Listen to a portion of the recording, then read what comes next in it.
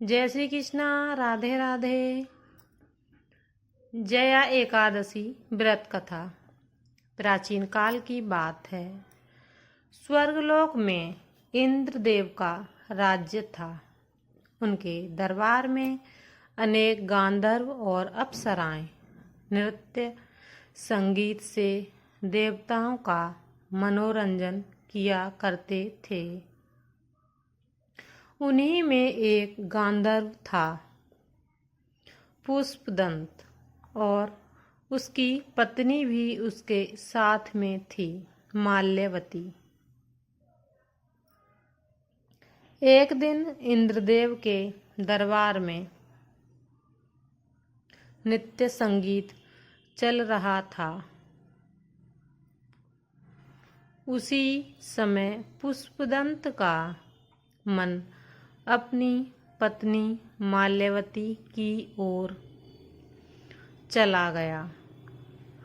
उसके चेहरे पर प्रेम और मोह का भाव आ गया। इंद्रदेव ने यह देख लिया और क्रोधित होकर बोले, तुमने देवसभा का अपमान किया है, इसलिए मैं तुम्हें और तुम्हारी पत्नी को पिशाच योनि का शाप देता हूँ। शाप का दुख। शाप के कारण पुष्पदंत और उसकी पत्नी माल्यवती हिमालय के निर्जन वन में पिशाच योनि में रहने लगे।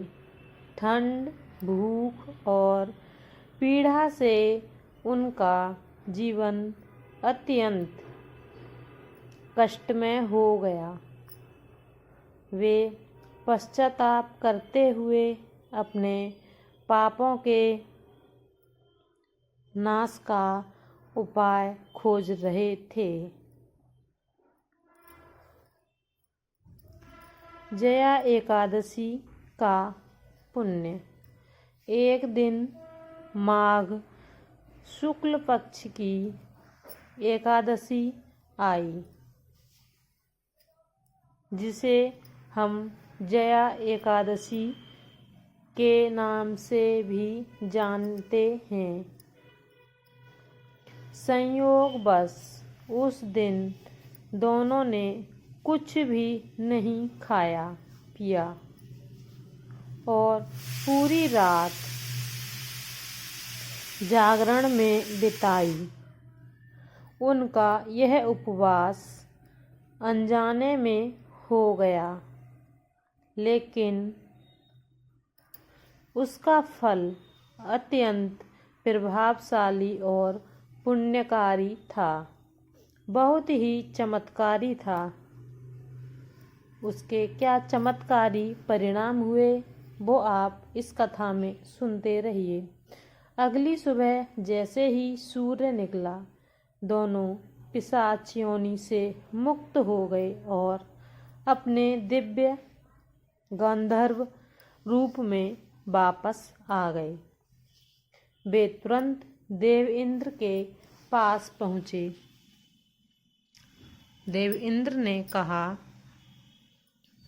यह सब जया एकादशी व्रत के कारण हुआ है। उसी का ये प्रभाव है। उसी के प्रभाव से तुम लोग पिशाच योनि से गांधर्व बने हैं।